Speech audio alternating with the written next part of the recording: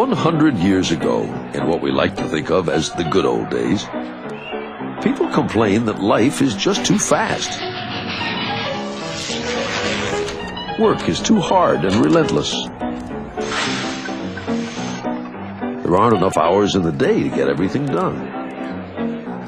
All this stress of life is even taking its toll on people's health. They complain of a whole series of nervous disorders: insomnia, headaches, anxiety, exhaustion, and something called spinal congestion. Doctors call this new disease neurasthenia, and they blame it on modern life.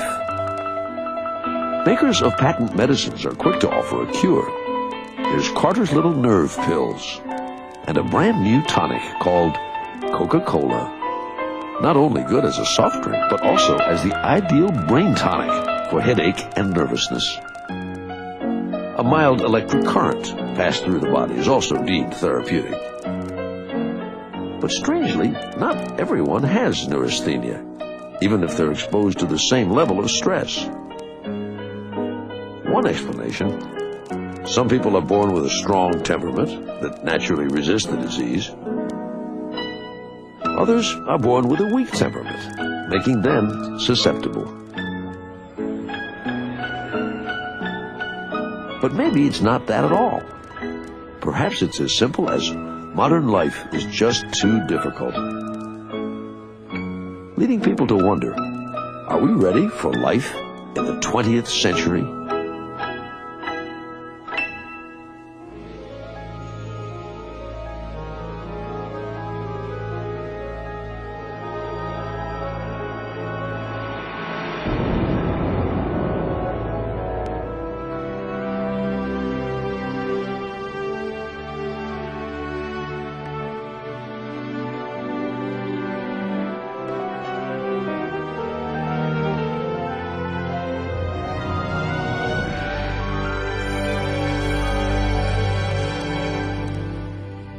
Major funding for A Science Odyssey is provided by the National Science Foundation, America's investment in the future.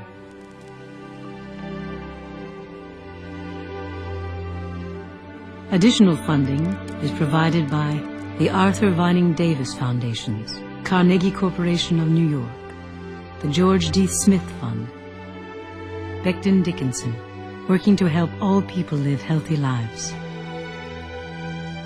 by the Corporation for Public Broadcasting and viewers like you. National corporate funding is provided by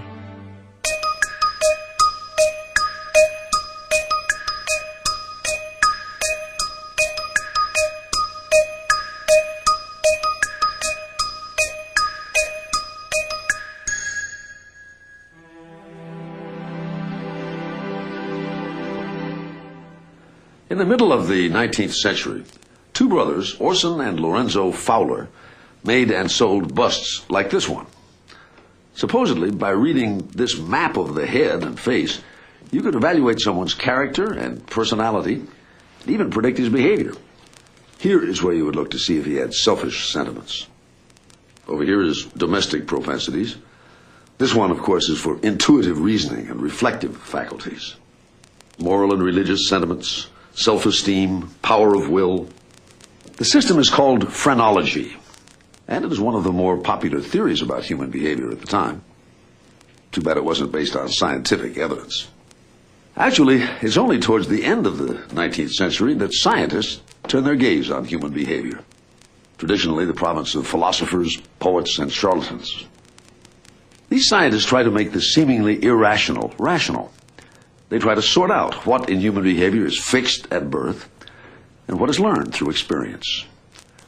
It is a journey that twists and turns throughout the century as they and we go in search of ourselves.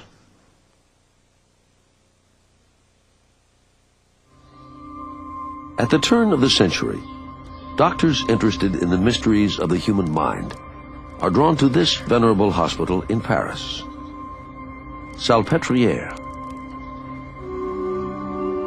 Built as an arsenal in the 16th century, Salpêtrière is anything but an ordinary hospital. By the late 19th century, it has been transformed into the leading center for the study of a strange and perplexing malady, hysteria. A malady which becomes the passion of its iron-willed director, Jean-Martin Charcot. Charcot, by all accounts of contemporaries, was a cold, difficult, authoritarian figure. And this is what caused him to be called the Napoleon of the neuroses.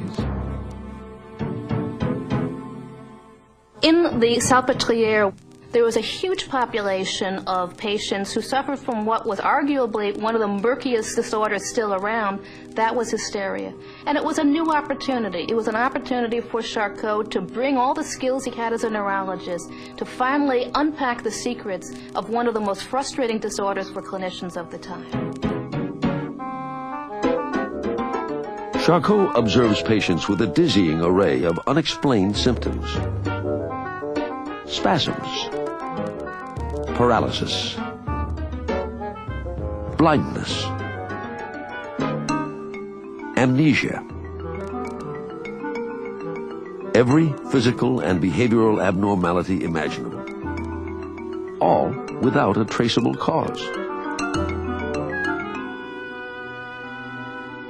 At the height of his career, Charcot turns his full attention to hysteria, certain he can find its cause. He is not the first to try.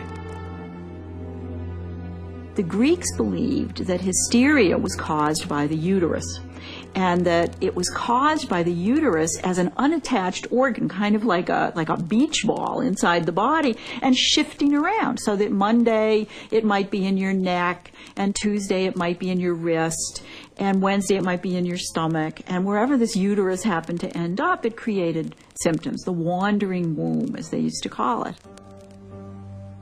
Centuries later, when Charcot received his medical training, hysteria is still tied to female sexuality. The belief that a woman's constitution makes her especially vulnerable is widely held. After all, remarks one of Charcot's colleagues, how could men have hysteria? They have no uterus. Many doctors at the time, in fact, believed that hysteria wasn't a real disease at all. Hysteria they dismissed as artificial or simulating behavior, or perhaps when it appeared in female patients as a form of sexual promiscuity that was therefore contemptible on moral grounds. Charcot, however, argued throughout the course of his career that hysteria, in fact, was a subject of legitimate scientific study. Hysteria cannot be a woman's disease because men suffer too. Charcot believes instead that a brain disease causes hysteria, and that only certain people succumb to it, those from tainted stock.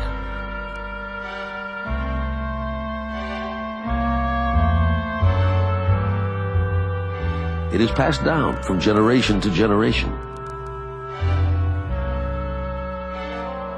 Yet Charcot is not bothered when he cannot find hysteria in the extended families of his patients.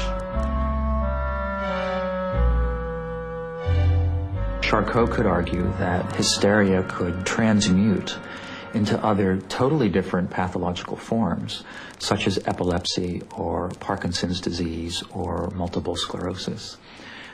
With this hindsight of 100 years, of course, this seems absolutely ridiculous. These are totally separate pathological categories with different causes and different courses and different therapeutics. 100 years ago, however, they were very indiscriminately lumped together. Charcot was going to take this vast amorphous wastebasket category of symptoms that was called hysteria, that had been the frustration of every clinician in every major hospital for centuries, effectively, and he was going to replace it with an elegant, neurophysiologically based model of its etiology and course. He was basically going to make hysteria lie down and reveal its laws. Now, convinced of hysteria's cause, Charcot turns to categorizing its symptoms.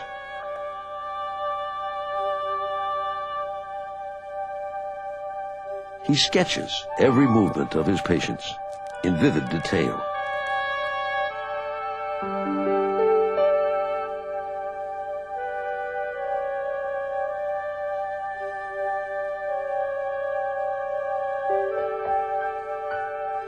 When the new art of scientific photography appears, Charcot finds an even better method to capture the nuances of behavior.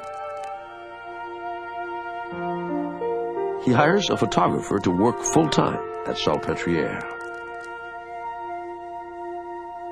Charcot was a visuel. He loved to see things with his eye and see them in such a way that he could then study them exactly. And photography enabled you to stop time. That is, it enabled you to take a symptom, stop it, isolate it, and then to look at it in detail. Charcot declares the camera does not lie. It would become as crucial to his study of hysteria as the microscope is for biologists. Augustine was one of Charcot's favorite patients. She was his supermodel. Augustine was young, she was pretty, she was very well developed. He points all of this out in his books, and she responded well to the camera.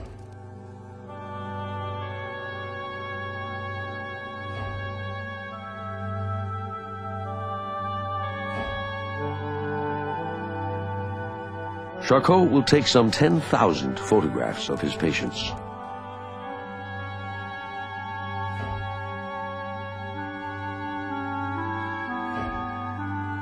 Searching for a pattern in the panoply of symptoms.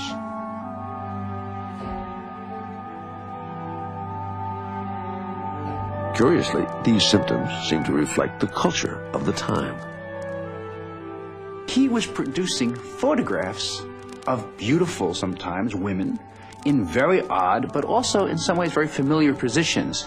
If you study the photographs of the hysterics in the Salpêtrière, you will see they resemble very much the women in paintings of the Renaissance. This is not an accident.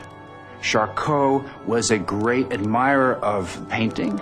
He saw himself as a man who was cultivated, artistic, learned, and he wanted his own work to intersect with French culture generally, and it did.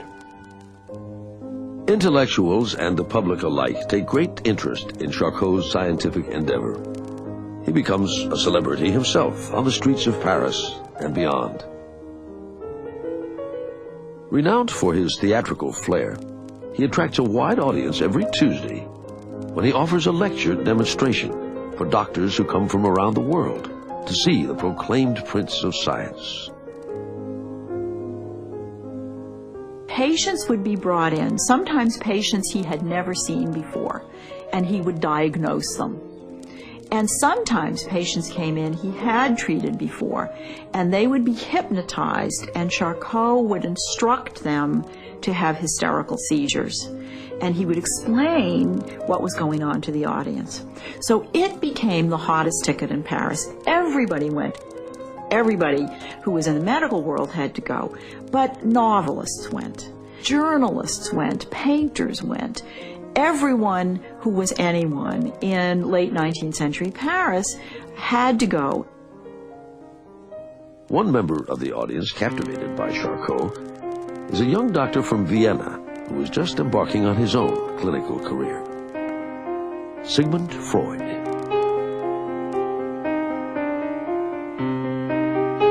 Freud has been trained in neurology at the best European laboratories, studying the brains of eels, fish, and eventually humans. But in time, Freud turns away from his microscope. He did all the traditional things that people who were going to go into biological science would do at that time, and he was trying to apply the thinking that he was doing to issues of behavioral abnormalities, disturbances that he saw in people that he was working with. And he was very frustrated that although he could study the brain and could be directly applicable to the clinical problems that he was concerned with. While studying with Charcot in Paris, Freud becomes fascinated by the patients at Salpêtrière. But the brain lesion theory of his French mentor does not make sense. Patients with paralyzed hands can still move their arms. Those with paralyzed feet can still move their legs. Movements that would be completely impossible if their paralysis were truly caused by a brain disorder. The symptoms of hysteria didn't follow biological logic. It followed a kind of folk logic. It followed a kind of a layman's sense of how paralysis probably should happen. Freud's doubts increase when autopsy after autopsy of hysterical patients yield nothing. The hoped-for brain lesion never materializes. But perhaps what is most troubling to Freud is something much closer to home. Many Europeans, from the man on the street to the medical elite, share Charcot's belief that certain types of people are more prone to degenerate into madness.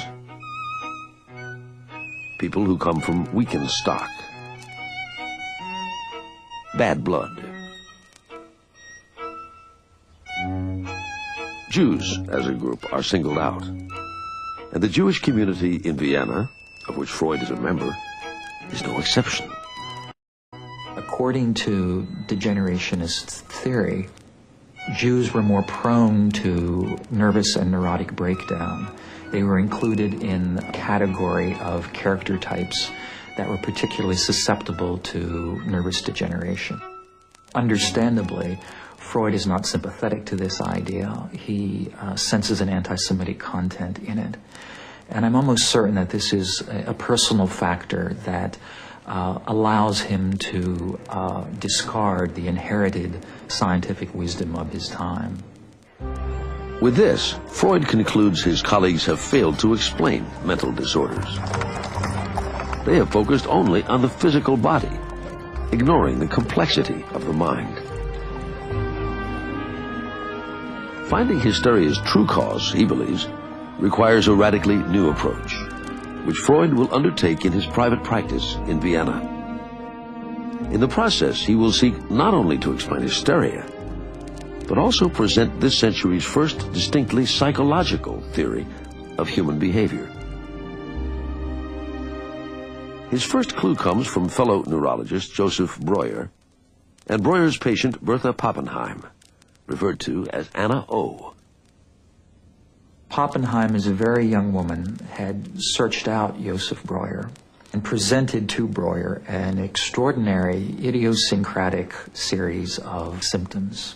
She was having difficulty sleeping. She was suffering from nightmares.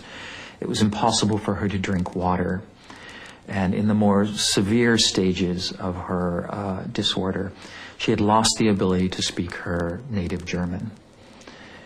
Breuer deals with her case over a period of months and years, and later tells the story of Anna O to a young Sigmund Freud. Through hypnosis, Breuer coaxed Anna O to remember when her symptoms first appeared,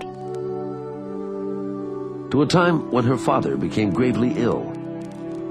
Once she remembered this traumatic episode and talked openly about it, her symptoms vanished. This becomes known as the talking cure. Freud never actually meets Anna O, but what impresses him most is the particularity of her symptoms and their link to a personal trauma. To Freud, the symptoms of hysteria reveal not what's wrong with the patient's brain, but in a sense, what had gone wrong in the patient's life. They become symptoms of traumatic events, emotionally intolerable events that a patient had repressed, and therefore that rather than finding expression in appropriate emotional expression, found expression in bodily symptoms. After seeing patient after patient, Freud believes that symptoms are invariably born out of psychological trauma. They are not meaningful in and of themselves, but act as a roadmap to a submerged inner life that is troubled. Freud says that hysterics suffer mainly from reminiscences. That is, what causes a symptom is something in the past of a patient that he or she cannot get over, cannot face, cannot think about, and that it takes an enormous amount of energy to stay away from that part of their past. So toxic is this memory, it is banished to a part of the mind which Freud calls the unconscious. The unconscious, the hidden place where dreams and slips of the tongue take shape. The home of fantasies and fears, of uncensored thoughts and sexual desires. The birthplace, Freud believes, of all emotional trauma. From his idea of the unconscious, Freud develops psychoanalysis, a new theory of the mind and a technique to gain access to it. A theory that many will not accept.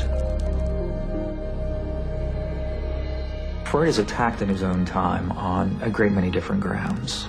Certainly the most immediate and the best known of the grounds was that his ideas were pornographic. Because he discusses sexuality so extensively and in such a cold, neutral, analytic tone, they see this as morally impermissible.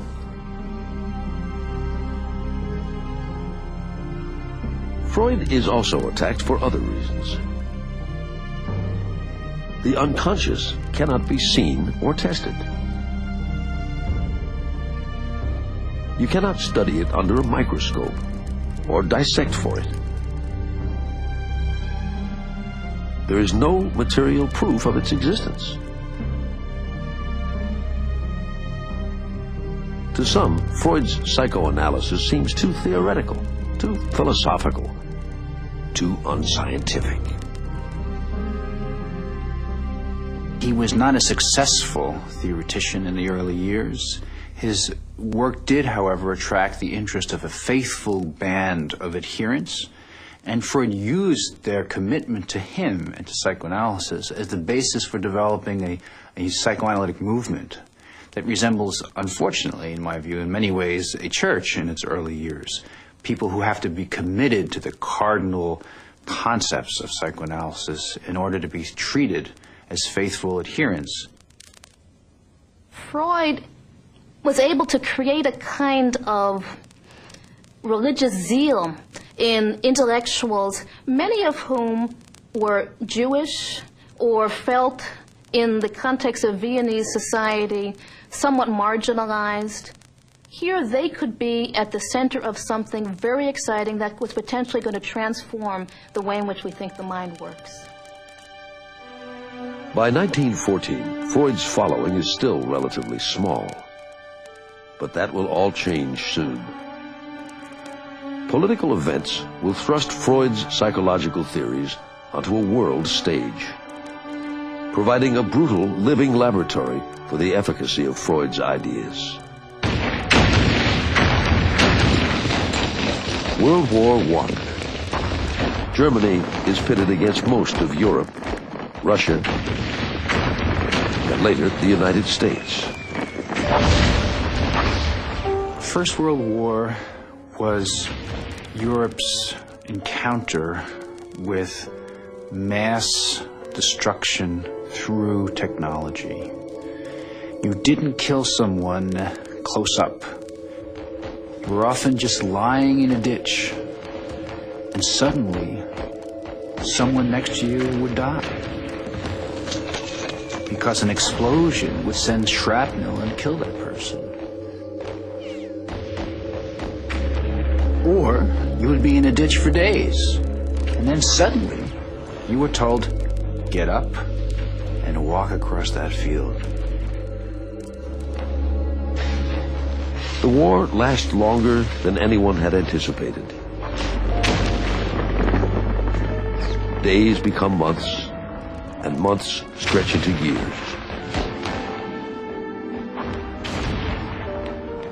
The human toll is enormous. Soldiers write home, the sights were awful. dead men all over the place, some half buried by shells. It was simply a case of looking death in the face and waiting to be hit.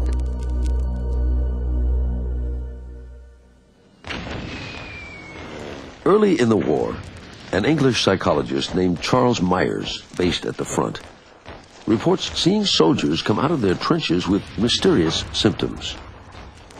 He thinks the cause may be a poison gas or chemicals, all of which are tested for to no avail. Doctors see soldiers with unexplained tremors, some who have gone blind or deaf overnight, others mute, paralyzed, crying. Myers speculates that these behaviors are somehow related to exploding shells on the front, so he calls it shell shock. But then soldiers who have yet to see combat appear with similar symptoms. Shell shock, in many ways, resembled the symptoms of hysteria. That was very embarrassing. Hysteria was something that happened to women. Even though the 19th century saw theories that showed that men could be hysterics too, the crumbling of the psyche was thought to be something that women were prone to. This was sexist, or even misogynistic science.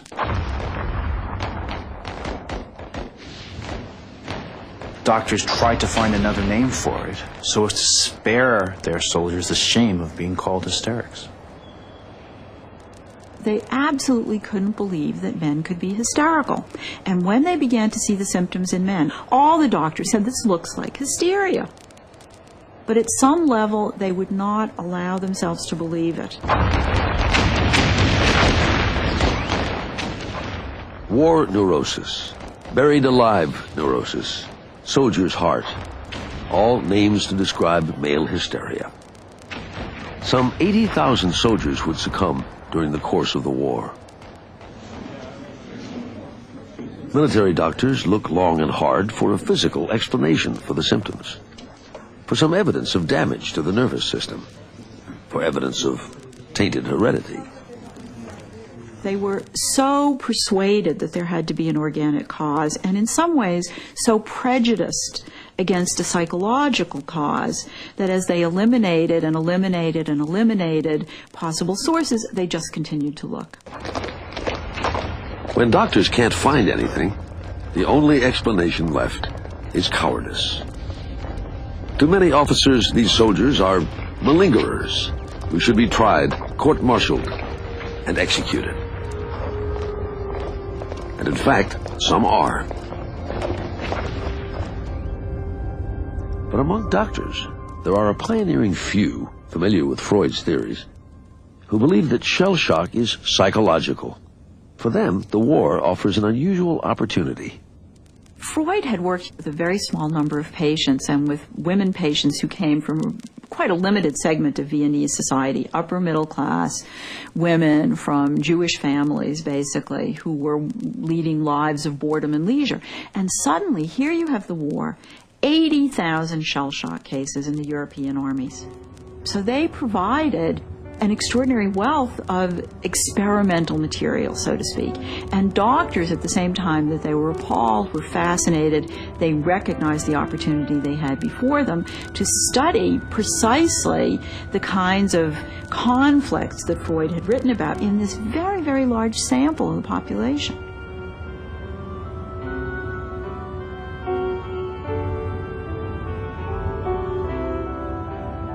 We might be able to understand what was happening psychologically to these young men in the trenches that were causing them to develop these symptoms.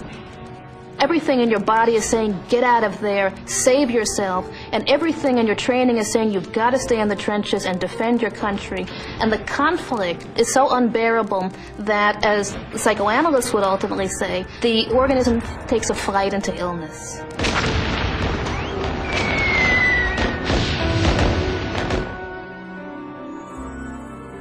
Shell shock is the body language of powerlessness.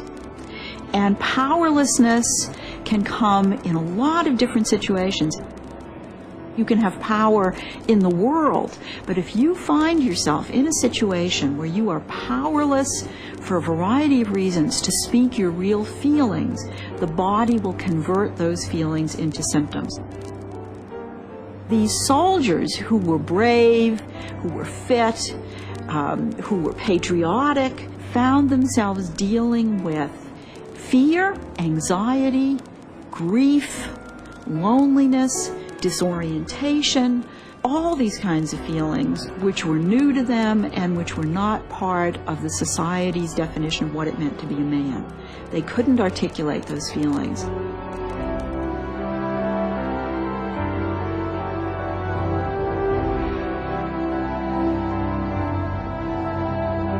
Doctors try any method, from crude forms of electric shock to talking therapy, to restore the soldier to fighting shape and back to the front.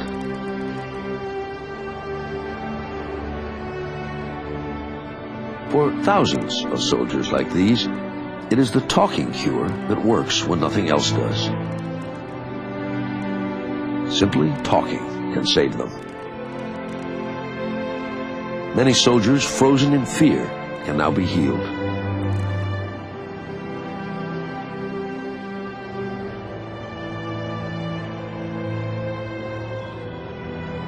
Soldiers immobilized by memories can now move on.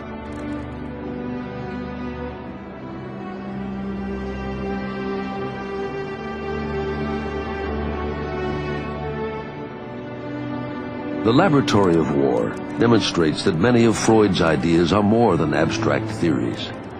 They can offer a practical basis for treatment. His notion of the unconscious will dominate ideas about the hidden sources of human behavior for decades to come. I think it showed up to people on a massive scale that emotional and environmental factors were extremely important in determining our mental lives. It's as an experience of the war that psychology and psychiatry now cease being simply medical specialties applied to a very tiny number of people, but a way to understand, in general, ourselves, our minds, and our world.